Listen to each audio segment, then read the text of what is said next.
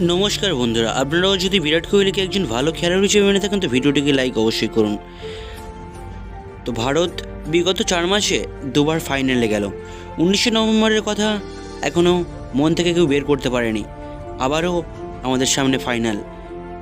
তবে এখানে সেই প্রতিদ্বন্দ্বী একই, অস্ট্রেলিয়া।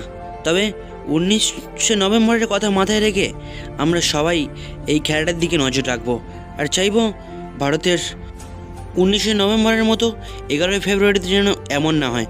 চলে আসি ভারত বনাম ইংল্যান্ডের টেস্ট সিরিজে তৃতীয় ম্যাচে বিরাট কোহলি হয়তো ম্যাচে নাও থাকতে পারে। তো কারণ বিরাট কোহলি এখনও কিছু বিশেষজ্ঞকে জানায়নি। তো এই নিয়ে চলছে ফ্যানেদের মধ্যে বিশাল টোল।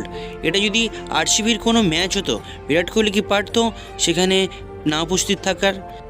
এই নিয়ে ফ্যানেদের মধ্যে চলছে বিশাল টোল।